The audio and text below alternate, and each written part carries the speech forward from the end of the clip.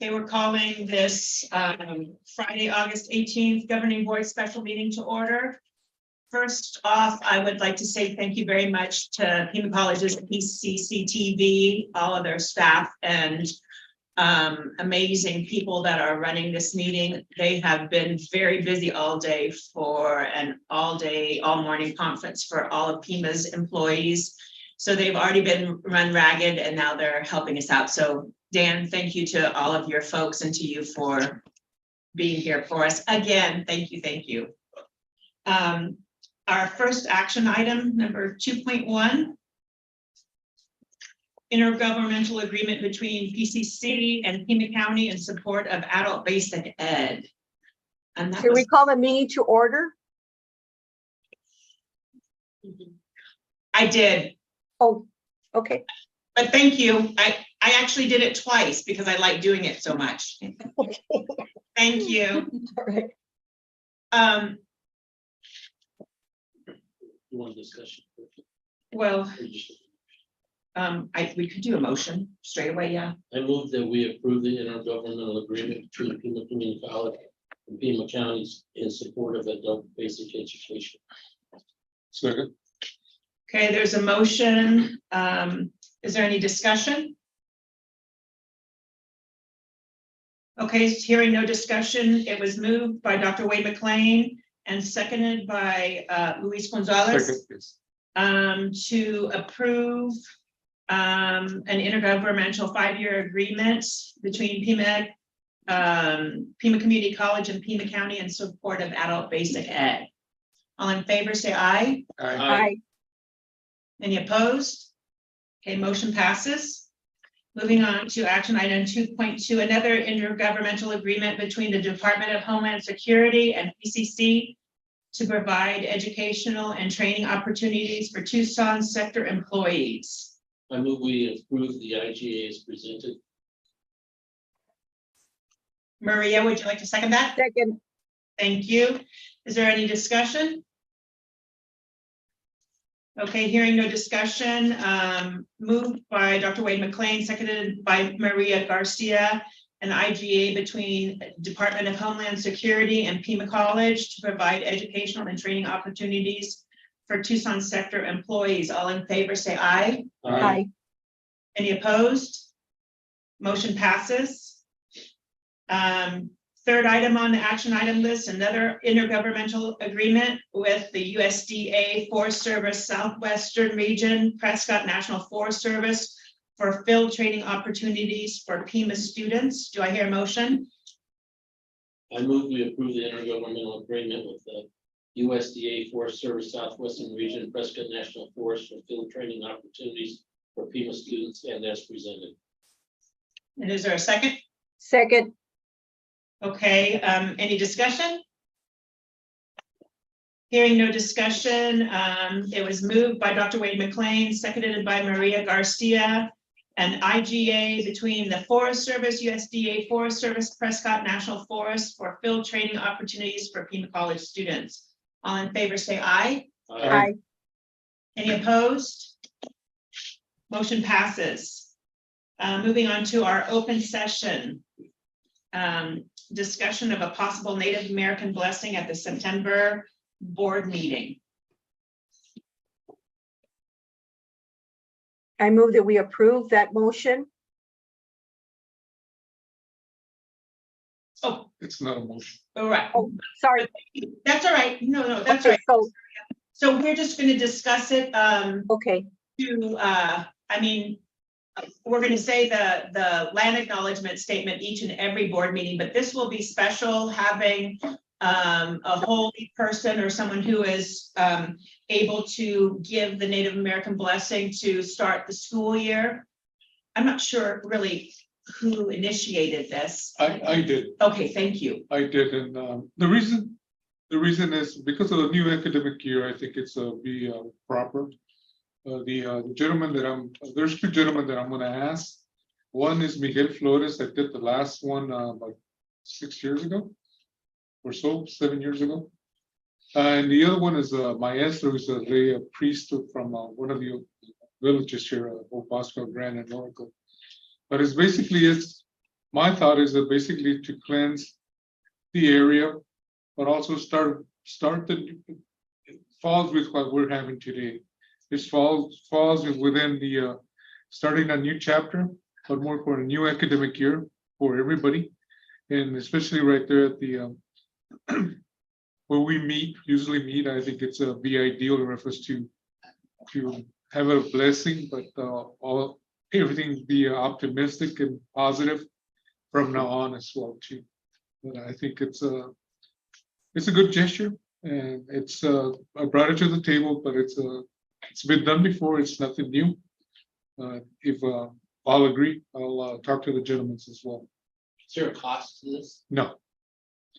It's not, usually there's never a cost. I don't know what was the ranges the last time, but they do it with their good heart, and that's what it is. But it's not saying a cost, but they will be open if you want to a donation. But formally a cost, no. Maybe you can elaborate from the last time. It was no. Yeah. So it's basically no. I'll support this. And it's usually when our the lay priests, the religious people in Espanol is usually it's a favor or will or a request, and that's how it's done usually. When I was superintendent, White River, we did Yeah. it as well. We did that. I didn't hear you. When I was superintendent of White River, we did the similar kind of prayer for the Apache people. Maria, did you have a comment? I think I saw your hand Yes. up. Yes, I just want to add that I think that, you know, a lot of times people that make the statement about the ancestral land, they say it, but they don't, it's like, it's not really in spirit of their actions. And as a board member and with the new board that we have at the present time, we want to, you know, let the faculty and the community know that we're all united in the best interest of the college and in our employees. And so therefore, I think it's a really good gesture to clean off the bad, and it's all start anew. Thank you. Thank you. I was just going to ask a logistical question. Can we keep, maybe you already know the answer to these, or can we keep working with you and the individuals to work out how we're going to deal with the sage, the burning sage? And that's the concern that was brought forth, was mentioned now. I'll let both of them know. One of them uses sage, the other one doesn't, so I'll talk to them. Okay, and I guess just for everyone's benefit, so when the is blessing the right word? I don't know what the right. Yeah, it's a blessing. Was done the last time. Part of the ceremony involves burning sage, and it does produce a fairly acrid smoke, and it did bother a number of people who were in attendance. So we were going to work on whether it's an integral part of the ceremony or not, and if it is, then we'll figure out the logistics to do it outside, right in front of the main entrance to the building, if that's okay. We want to work through this and make sure we're being sensitive to the integrity of the ceremony, but we also want to be mindful of if it caused some issue with people, particularly who had asthma or other allergy issues. So if that's okay, if we can keep working with you and them on it, Yes. we can figure out how to manage the logistics. Back after this meeting, he lives down the street, so I want to. Perfect, thank you.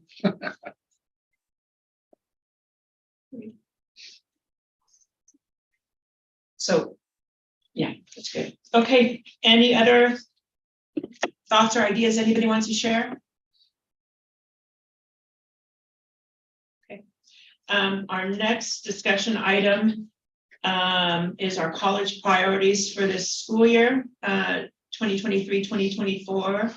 Yes. And can we pass it over to Yes, you? absolutely. Thank you, Board Chair. So everyone should have received a packet, and this packet has the draft interim chancellor's goals for the governing board to review. This was a collaborative process, but ultimately I'm recommending these to you. And you can see that there are three major pillars. And I mentioned them in my talk at the All College Day. Improving enrollment, retention, and learner success, enhancing a culture of caring and equity, stewardship, and college effectiveness. But also, we're going to continue with key priorities or essential, such as reaffirmation of accreditation. So it's nothing new, it's that we're continuing to put focus on it. So what you'll see, the first page consists of the background, the context, how we came about these. So this was a very inclusive process where I wanted to include during the chancellor's retreat, directors and above, and also ELT members to vote on priorities that the ELT came up with and submitted. And then from there, aligning it to the goals that the board has that you all worked on in the summer retreat and make sure that that aligned too. So ultimately, you'll see it's a lot of pages, but pages 2 through 2 and 3 are the framework, the overall framework, and then 4 through 8 is the same thing, but with more details. So we wanted to make sure that you have the full scope of things, how this came about, what the priorities are that the college has thought of, and what I think should be recommended to you for approval. Now, I'm not sure if this is approved here officially, or if this is at another board meeting, or what the procedure is. So I noticed we set up the notice and agenda for this meeting so the board could approve it if the board is comfortable with that. However, if the board needs more time to discuss, or maybe there are significant, if there are significant revisions that need to come out of today, we could have it as action item on the September board meeting. It's not that far away. Because I'd like for all of you to please go through it carefully and give that feedback, what your thoughts are. And there's some additional ones that are for your consideration too, if you feel we should add those or replace one. This is in general what we feel are the most pertinent ones for the year. How does the budget review that we previously talked about fit into this? So this is part of it. If you look under pillar 3, in the detail, page 4, it's under stewardship, and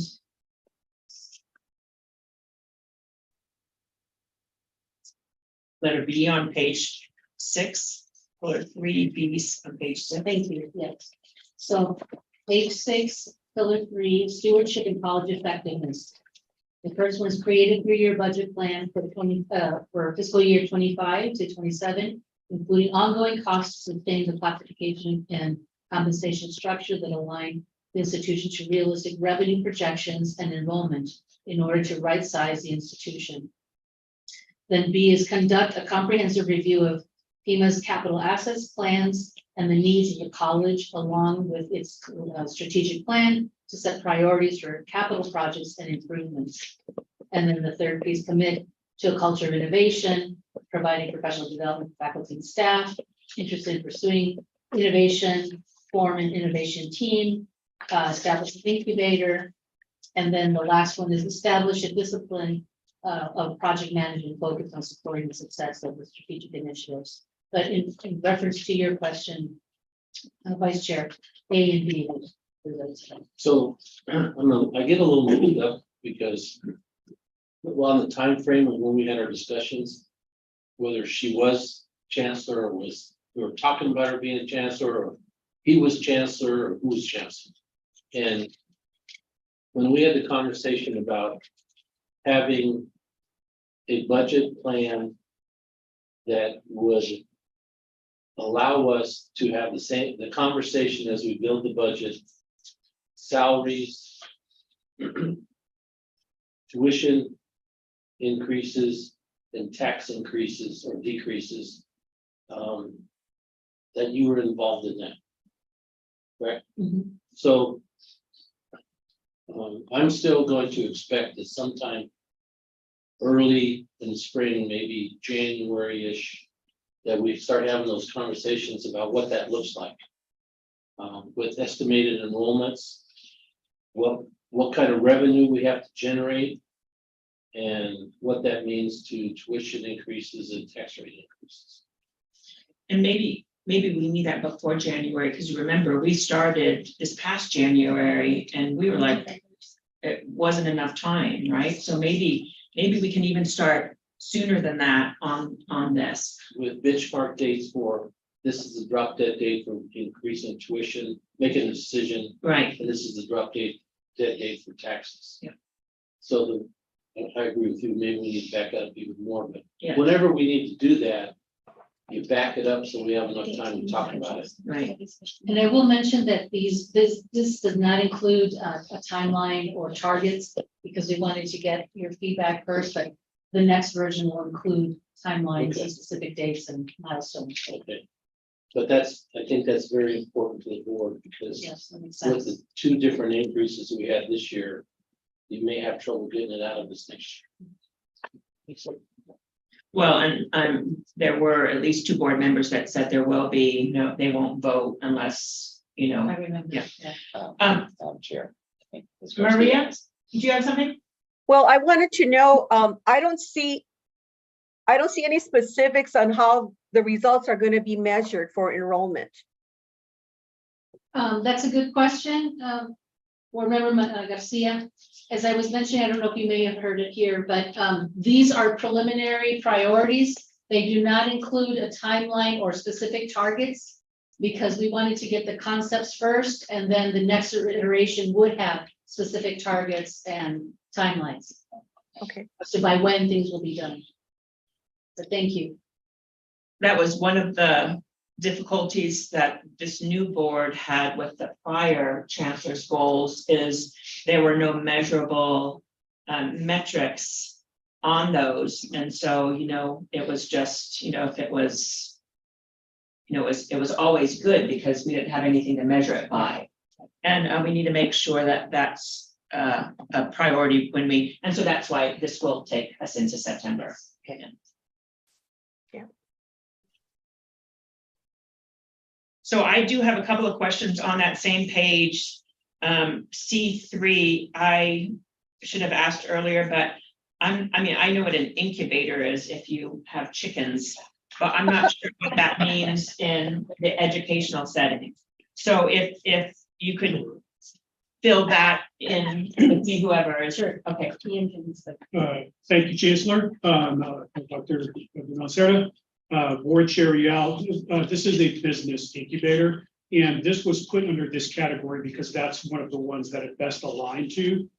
So the innovation goal is a part of the strategic plan goal. And so many of these chancellor's goals are aligned directly to strategic plan goals that have an end date of either the next year or the following year's strategic plan is extended by one. A business incubator the space is in the advanced manufacturing building on the 3rd floor. This was a part of the design for that building as a part of the Center of Excellence development starting back in 2017. The story behind it, true story, is Ellen Curtin was our former Small Business Development Director Center, who sadly passed away during the scope of the pandemic.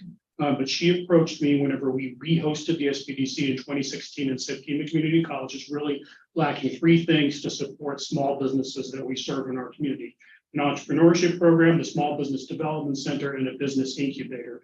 And many colleges that are our size in the country do have all 3.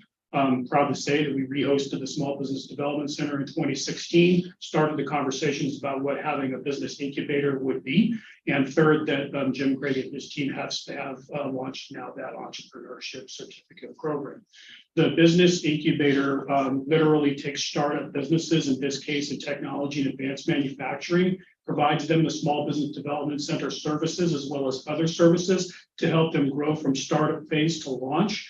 There are many different models for business incubators. We are exploring such things as partnering with the University of Arizona's Center of Innovation, or perhaps having our own curriculum with respect to training business owners how to run their business. This is very exciting and a really unique model because it's in the building where there's the learners and the students. And so the business owners, the small business owners, will have the ability to use the lab spaces throughout the building, including the maker space on the 1st floor, to develop and prototype their products. But the whole idea was that we don't want to train our learners just to work for other people. If they see themselves as being the business owner, they will have the full scope of services at the downtown campus to be able to do so with the inception of this incubator. And they will have adjacency to these entrepreneurs. So is this going to include us getting in the startup business? So there are different models. What our Small Business Development Center director and I are working with legal counsel on exactly what are our options with respect to revenue share.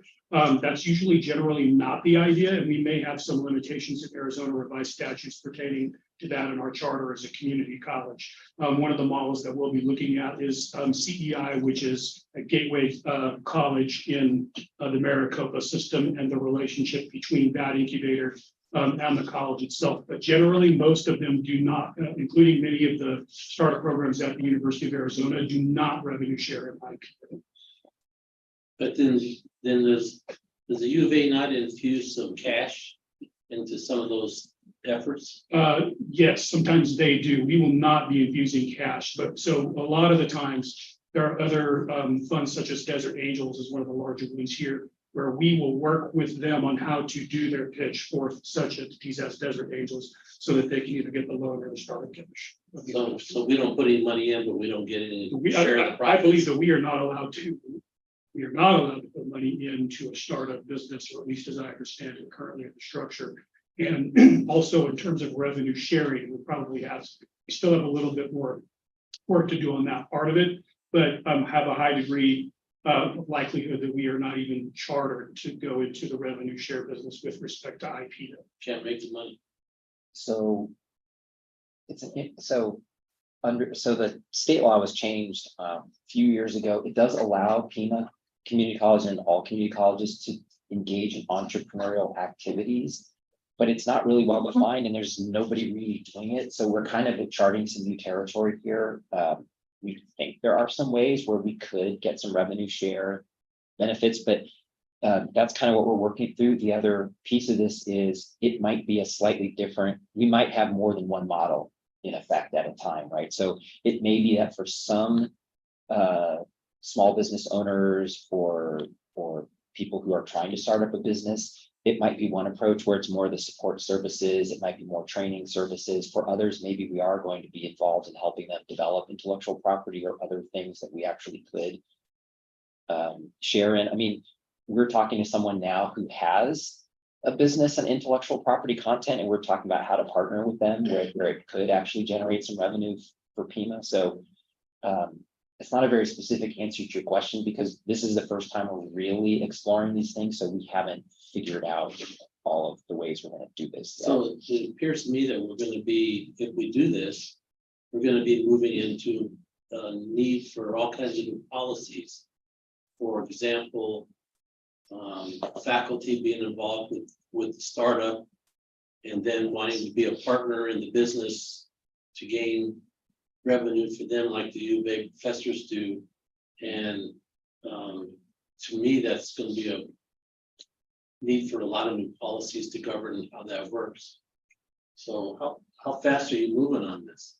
So this year is the investigation year of all of those policies, such as separation of and access of network, not utilizing college IT equipment versus their own IT equipment, things such as safety in the labs, because they're not just going to be in the incubator, are also accessing labs. How are we going to compensate for welding rods and 3D printer material, things like, so all of that is taking place this year. Are you a lot clearer there?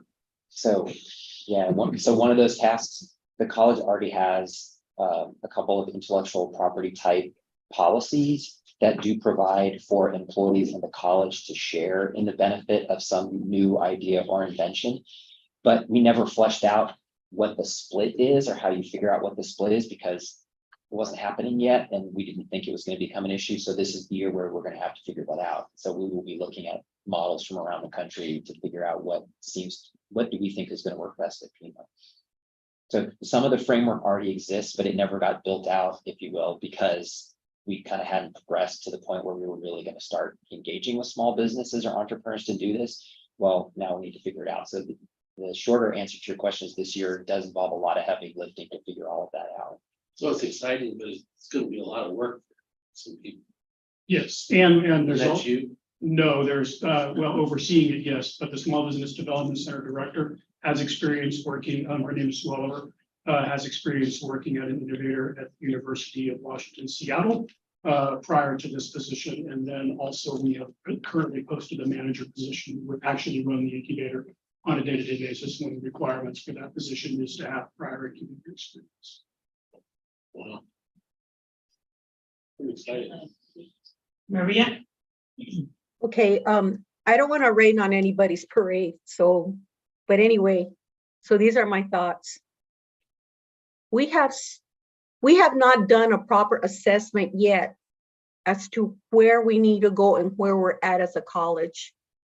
So bringing in new stuff and having to spend more money on looking at other ideas at this point in time, I think I believe that's not something that we should be considering at this time until we do a complete assessment. You know, we're supposed to be trying to balance the educational needs and the business needs and the training and GED and all these other issues. So we need to start with an assessment of where we're at before we go off. Anyway. Thank you. Sure. I do think the board agrees with you, Maria, in that we do need to assess where we are. But I think that, we do have the manpower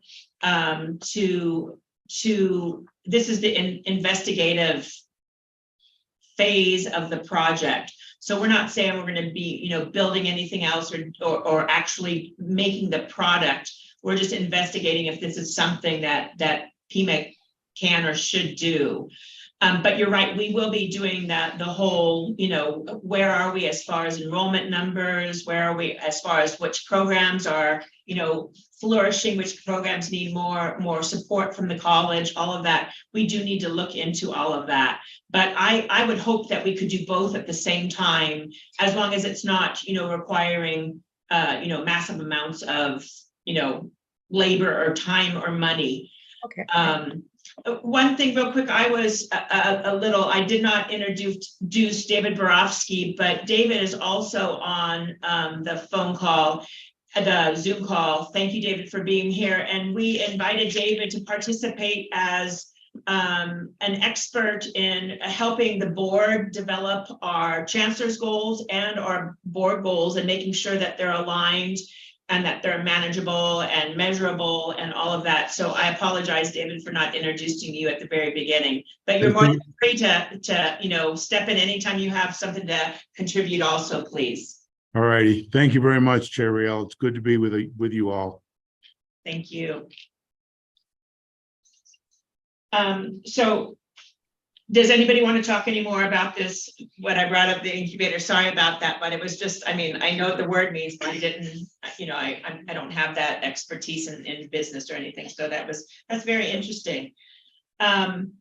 So my question is, when you guys were talking over all of these things during your your chancellor's retreat, did you like talk about how these will hopefully positively affect the strategic plan? Yes. I know that, it was, the plan is by 2025, we'll have 6,000 graduates with certificates, credentials, degrees. And also the one that Jeff brought up today about the majority. The new majority learners, all of those different subsections of minority students, we need to increase their numbers, double what they have been, if that's correct. Is that what you're saying? Yes. So do we know, because not that we can't do things that don't directly and positively affect those two, but if that's our strategic plan, everything should be hopefully aligning in that direction to make sure that those numbers are actually gonna, because we're close to 2025 and we're not close to being here yet. So absolutely. So that was our umbrella philosophy of accomplishing those, the two institutional goals from the strategic plan. And that's how we came up with the 3 pillars. So improving enrollment, retention, and learner success with all of these sub pieces, components. But also looking at dual enrollment, looking at the new majority learner, adult education, IBEST, fast track. Those are attracting new learners as well. So that's all incorporated here in the details of the plan, of the priorities. So, and we also understand that we need to look closely at our local students and going into the high schools, into the community, talking to parents. So all of that is wrapped here, but yes, the 2 institutional goals were our major umbrella. We've been following those 2 goals. And I don't know if the whole board feels like this, but I would like to know those kind of numbers, right? I want to know IBEST numbers, how many students are in those, the fast track. And, you know, if the programs are, any program, right, not just IBEST, but all of them, every program at the college, if they are gaining us numbers, so our 2 institutional goals will be completed by or achieved by 2025. You know, we want to make sure that we support those efforts. But if one of our programs isn't, you know, doing what it can and should, maybe we can reallocate some of the monies into an area that could use more. And when I'm saying that, all I know is I've heard people saying that they have in one of the health professions, that every one of their classes were full and they could have had 15 more. And so, you know, if we're not getting those students in because we don't have money for those kind of faculty, that's just, we would like to know the numbers of what's working. And that's part of the comprehensive review that we need to be doing for the board member FCA mentioned. And I've been meeting with board members individually, and at least 3 have mentioned that, doing an assessment to make sure we have the funds allocated to or reallocated to the right areas.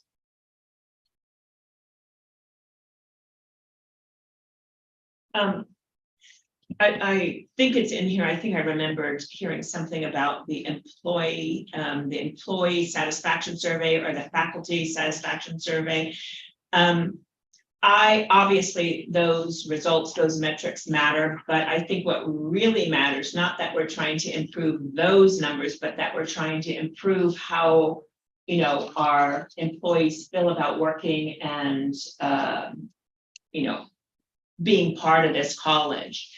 And I know that is possibly how we get the results, but I think there are all sorts of other ways that you can understand if faculty are happy with what they're doing and if employees are happy with what they're doing. And so that leads me to one other thought. I think that when I read this about how you incorporated all of your administrators from a certain level all up to figure out what these are, that's great. I think that we need to make sure we do that a lot more at the college. So when we're talking about, you know, classes and course offerings and things like that, instead of just having maybe, you know, a top level administrator do it, we need to have the deans and the, you know, the classroom schedulers and things like that. Everybody should have a voice in it to make sure that I think employees will be happier working here and more productive and proficient and effective if they feel like their voice and their understanding what's happening is part of the conversation. Absolutely, and thank you for that. So the first day of the chancellor's retreat, it was about that, and the deans were included, but maybe it'd be good to do this with the department heads as well, and that we hear their voice and what their opinions are regarding scheduling and speaking to the schedulers themselves and those who work with the schedule. Yeah, thank you for that. So should we explore other strategies regarding employee satisfaction and engagement in addition to the college employee satisfaction survey or other? That survey. I have a great video of me and my dogs. I'm sort of shocked I didn't make the darn videos. I had 4 opportunities. No, I didn't turn it in. Sorry. Well, I don't have anything in my mind, but I think that's something that we need to be open to if there's another way. You know, I really appreciated the fact that, you know, we acknowledged all of our employees that have worked the, you know, 10, 15, 20, and even the 25 and all of those. I think that was lovely. And I know we do that all the time, but I think that, you know, the employee recognition ceremony in December, I think we should really hype that up and make sure that that's lovely for the people who are going to be, you know, finishing those years. Yeah. Maria had something. Maria. Okay, so one of the things that I wanted to make sure that we're doing is that we're evaluating the results from the high schools that are coming, students that are coming out. I read, looked at the percentage of how well the students are doing at some of the high schools, and their scores are extremely low in some cases. I'm not going to mention a high school, but anyway, with that being said, I think the college needs to prepare for how we're going to bring those students in and provide what they need, not just in workforce, but understanding that even if you're a carpenter, you need to have good math skills. So anyway, so are we going to be looking at that as well? So this summer, for another reason, we went to the various high schools to talk about the HLC additional site locations. But it was a great way in reestablishing, reconnecting with the high school principals and the superintendents. So we are maybe honing in better on our relationships with the high schools.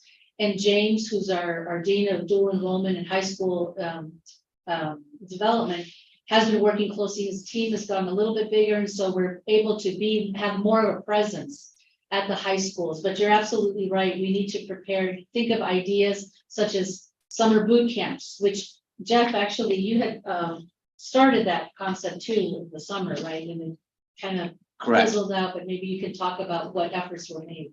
Yeah, so we have what we call a summer prep, which is a 4-week opportunity for students, new students to the college, to increase their math readiness and also to pick up the free STU 100 course, all within that same 4-hour block.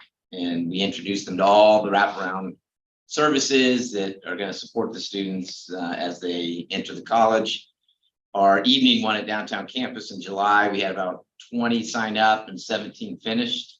And overwhelmingly, the response is they now feel that they have connections, right? They feel a sense of belonging at the college. And that's one of the critical pieces. The math support, yeah, that's great. None of them, were aspiring mathematicians, and most of them admitted they didn't particularly love math, but they also understood the value in being able to increase their skills there so they could jump right into GTM 105, which is a common technical math course on the career and technical side in some areas, and or right into our co-rec Math 92 142. So we were preparing them to be able to jump right into one of those opportunities. And I have one more thing. So thank you for that information. Now, the other thing is that has the college looked into using some of the Helios data out of Maricopa? They're an excellent data collecting agency that can tell us statewide and even within our own area, in our own district, where some of the needs are, where is our population going. I know in the past we did a lot of nationwide kind of stuff and statewide total, but we really need to, focus more on where we're at as a community. And I believe that they would have the data. So I don't know who's responsible for getting that, but I would recommend that we consider that. Thank you for that recommendation. In fact, I think it was last semester, we were trying to schedule a group to go up there, including board members, to go up there. And I think they call it the something theater, data theater, something like that, decision theater. And to take a look at that. And we wanted to invite Dustin Williams, the Pima County Superintendent of Schools, and the board members. So it didn't work out. I think we had planned a date and then there was a flood or something like that over there. So we're going to reschedule that for this semester. There's one other thing about that was the, sorry, Luis, I'll come back to you. The Helios in June of this year, they had that report Billions to Gain, where they said that for every 10%, every 20% increase in enrollment, that cohort would contribute over their lifetime $6 billion to the economic success of the community. And it wasn't just in business expenses and business profits. It was also profits in a family, so their children could learn take a music lesson or go to a sports camp and things like that. And so that's really, I think, one of the other reasons we really want to focus on our two initiatives, make sure Pima's doing all we can do to make sure our numbers are increasing. So we can do that. And then the second thing, it just popped into my mind, the $2 million, was it $2 million that we got from the state legislature at the very last minute from Sally Gonzalez and Alma Hernandez? Yep. So, I was wondering if we, obviously that was an extra bit of money. I'm wondering if we can reach out to, the local high schools and with the foundation's help, maybe have some scholarships and encourage some of those students that haven't chosen where they want to go to college, if it's still in their mind, give some scholarships out. And like that young man said today, when someone in the family goes to college, that means their children are going to go to college. And then instead of having, and I loved his word, but I can't remember right now, but instead of having generational problems continue, now we're going to start generational successes start to happen. So maybe that's something that we can also look into. Are there some of our high schools that need more scholarships for their students or something? Luis. I just wanted to mention or emphasize the Helios program too. One of the areas that I did talk to with Dolores a week ago or so, that one of the areas that I've always been promoting, will continue to promote, is that in order to reach our high school students, we need to reach their parents as well too. Yeah. I think in collaboration with the high schools and the Pima Community College, we also need to go within the community as well too. Because once we engage and share what's out there for their sons and daughters, they're more likely to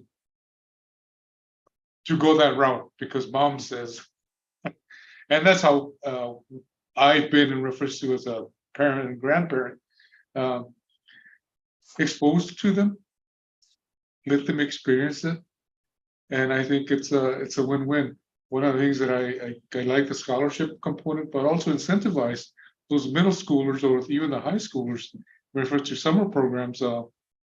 I know back in the 70s, we had in Guadalupe, we had like an earn and learn, a summer program. They used to teach us from cultural stuff to academic stuff, and working within the communities. But that's one of the things that can be done and should be done for the community as well too. We have pockets of barrios, pockets, as mentioned a while ago, villages. I think that's one important aspect or target that we really need to focus on and continue on this momentum, reference to what was said earlier, the community. And that's who the community is. I'll give you an example. I shared it before, but I like it. I tell my grandkids, Pima Community College, the U of A, the libraries, the schools, they're all public institutions. And who is the public? We are. They are. They're part owners, they're the stakeholders, but they need to acknowledge that when they're young.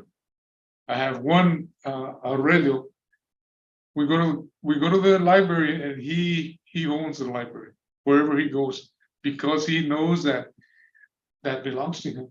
But that's one individual, but I think everybody, every student, we need to instill that to the young people, but also to the moms, the guardians, the grandparents and parents. Because I think that's once we collaborate and integrate everything together, and that comes back to the word, the community, in collaboration and working together.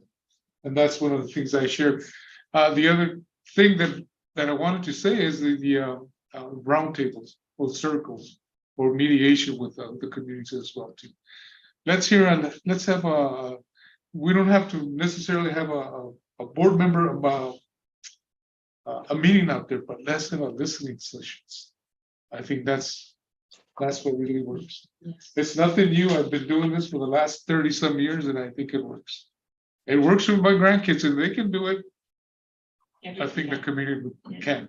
And we're here to support that, but we're here for all students. And that's one of my David? passion. Yes, Go ahead, Maria. Oh, no, it's David. Oh, I'm sorry, David. Just a couple of thoughts. First of all, Dolores, if you do not have a sign in for Helios, let me know that and I'll make that introduction for you with Paul Luna to make sure that you get that, because all the CEOs of the community colleges in the state have that opportunity. You can review that information from your desktop.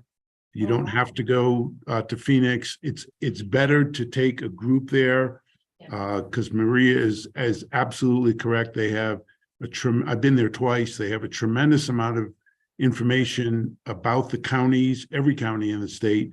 And they certainly have a lot about Pima County, about the school districts, about the workers, about the income levels, the successes, the challenges, et cetera. And that is something that is available to you as the interim chancellor. So if you don't have that, send me a text or an email and I'll make sure that we get that set up. Thank you. I appreciate that. The second thing, just a general comment, because I've seen this happen before in other institutions. I would caution the board to focus on a few successes. And I say that because if you have ultimately 6 or 8 or 10 or 12 different things that you're expecting the administration to be successful at, it's going to be difficult. And I'll step out a little bit and somebody can slap me down later if you want. It wouldn't be the first time. It's important because, especially right now for Pima, because in my opinion, and this is my opinion only, there's some healing that is going on and needs to go on. And that's going to take time, it's going to take effort, and it's going to take a focus from the administration and the board. So if suddenly you're working on that, which I think Teresa's right, it will help the rest of what you're doing in the next 6 months. There's going to be a lot of focus on that.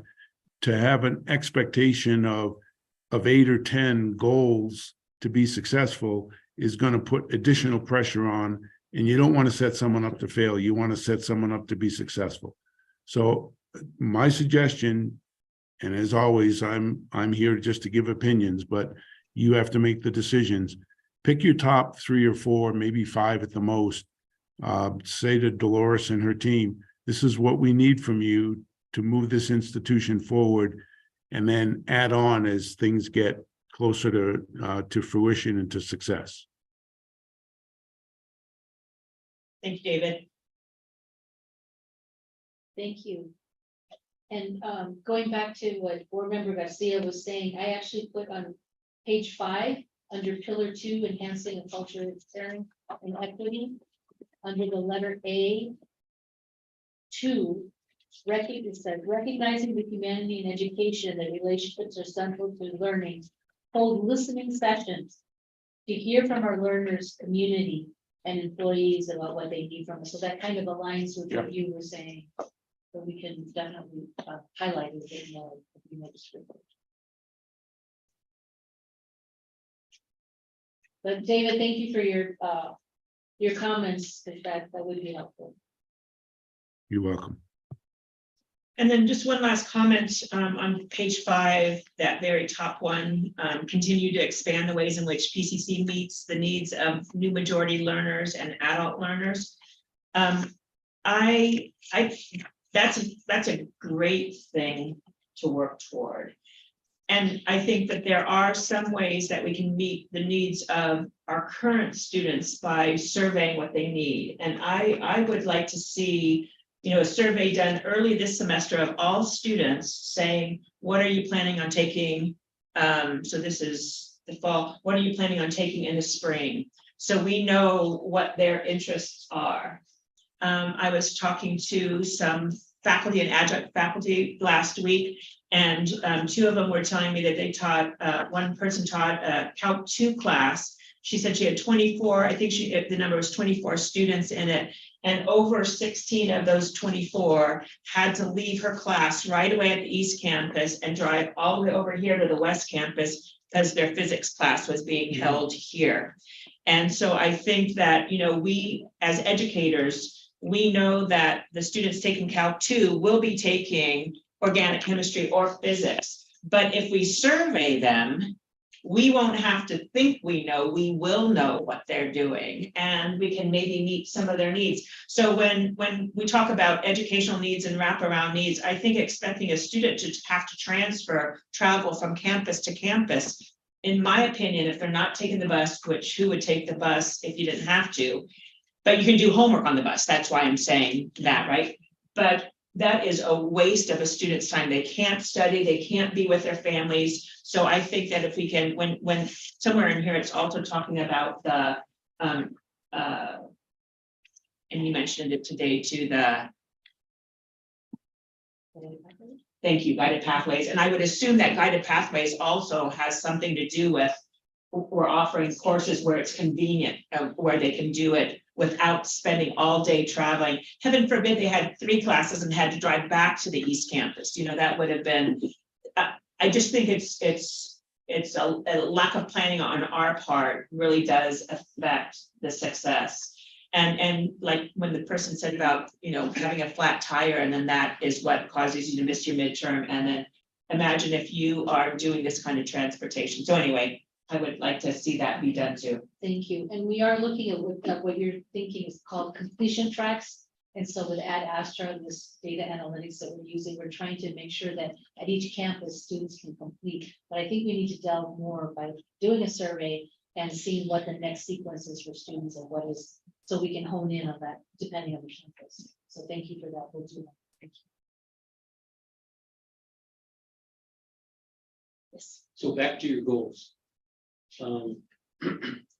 If you have a conversation during the course of the year that involves athletics, what do you see the board's role in that conversation? That's a good question. So we've had preliminary conversations. I would see, I think it'd be important for the board to hear from athletics themselves and share their story. Coach Monaco has incredible, has students who accomplish so much, and we hear their story and they provide stats of how many students have transferred to an institution or are playing on a professional team and their GPAs, because he actually did come and visit at the ELT Chancellor's Retreat on that day and talked about that and the importance of athletics.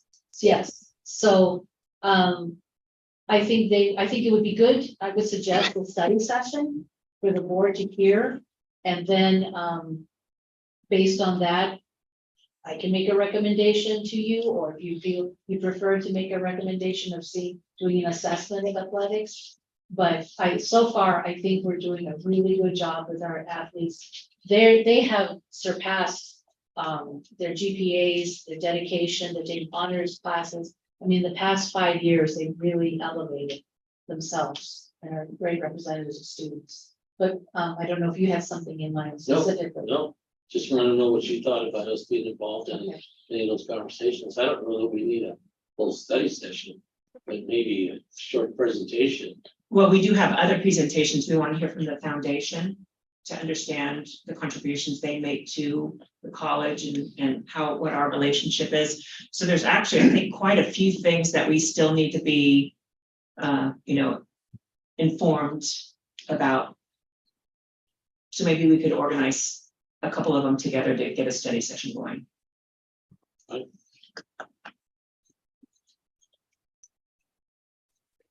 Chair? Yes, ma'am. Okay. So one of the things that I wanted to mention about athletics, when the college did away with college football, we lost approximately 80 students. That's a big number. There were reasons. But, the thing is that when you bring in athletics and the students that are there, they have a requirement to take classes, They have to pass their classes. So it brings in people, it brings in students. So I think a lot of our loss has been as a result of that, of cutting back on athletics. So anyway, just something to consider. Thank you. I know Dr. McLean and his wife have been to a couple of the sporting events at Pima College. And I think that that's maybe another thing that as a board, not all of us, because we don't want to let people think we're having a meeting there, but some of us should start, entertaining going to see some of those athletic events, the plays, the different things that are available at the college. That's also something I shared with ELT, that I'd like to see more campus and student engagement from all of us. Well, I sent my wife a snapshot of the drama schedule that was on the screen in hopes that we can not have to buy all the ATC tickets this year. Yeah, I saw proof at this campus last semester, and it was as good as the ATC play that I saw 10, 15 years ago. Liked it a lot. But I consider serving alcohol during our events. No. I have two comments about events that I've participated in, if that's all right, real quick. I went to the tutor conference 2 days ago, I guess it was, and I think there were maybe 140 tutors there. And a couple people came up to me and they said that they had tutored for 6, 8, 10 years. And they said that they had never had an administrator or a board member talk to them. So that was one thing that I thought was interesting. I'm really glad that I accepted it, even though it took me quite a bit of preparation because I wasn't familiar with what they wanted me to speak on. One thing that happened there, as I mentioned, when I was driving by the In-N-Out Burger, it was like a $21.75 to $23 starting wage. And after the fact, some tutors told me, we don't pay Pima College tutors even anywhere close to that. And I know that that's a whole nother budgeting thing, but I hope that when if this continues, right, if you can get $21, $23 and an In-N-Out Burger, we want to make sure we can keep our amazing tutors here, and maybe we'll have to figure out how to make better salaries. So that's one thing. The second thing was I also was invited by PCCEA to talk to the new hires at a luncheon that they had presented to all of the new hires. I guess, is it, what's that? FLA? Faculty Learning Academy. Yeah, which I think was just this past week. And it ended up that not all the new employees showed up because it hadn't been on the schedule. And so I think that we need to really work on the relationship and the respectful, collaborative work of the college and the board and PCCEA and the other unions for that matter too, to make sure that we are working together to get the best from all of us, instead of me driving all the way up to the Northwest campus and only 8 of the new faculty being there. Because it would have been nice for me to know who they were, where they were working, what their former prior history, as far as teaching, and so there's a chance that I might not get to meet those people this semester because everybody's lives are going to be so busy and crazy. So I would like to see as a college, I think that we know that, I'm very familiar with PCCEA, not because, they're telling me what to do, but because I've been a member of PCCEA for 23 and a half years. I know the efforts and energies that those members contribute to the college, and anybody who works with them knows it's significant and positive. So I want to make sure that we have a good working relationship with them, and we don't do that kind of stuff anymore where we miss telling the new teachers about a free lunch that is being put on their behalf.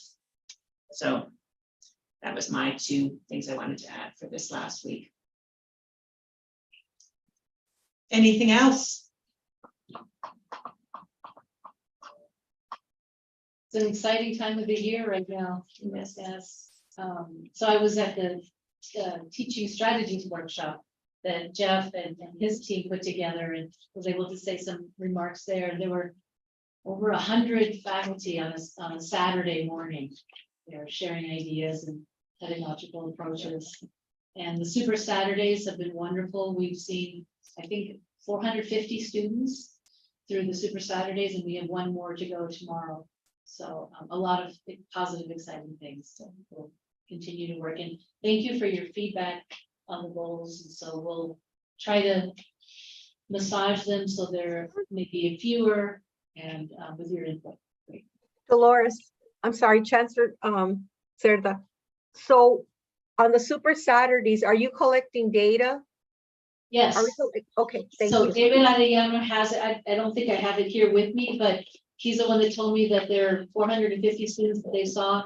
There were 50 Pima employees working on each Saturday, advisors, student life, because there's also tables for student life engagement, financial aid office, registrar's office, program advisors. So over 50 people and administrators are usually there to help the students. And they've really done a strategic way of how to, if you're here for this, come here. And they're not only taking appointments from before, but also walk-ins. So we've seen families, they're taking account of all of that data. And David Arellano will be sharing a more comprehensive view after this last Super Saturday, but they are working. Okay, then the other thing too is that's great that they're collecting the incoming, but how many people have committed afterwards? That would be beneficial to us. We can get that for you. Not only who's come in, but also who's registered. And All right, thank you. you're welcome. Okay, so in closing, to all of the faculty and staff and administrators, thank you again for all you do for Pima College and our students. And we wish you an amazing semester, and we're here to support you and make sure that these educational opportunities you're affording our students are successful. So thank you, everybody. Thank Okay. you.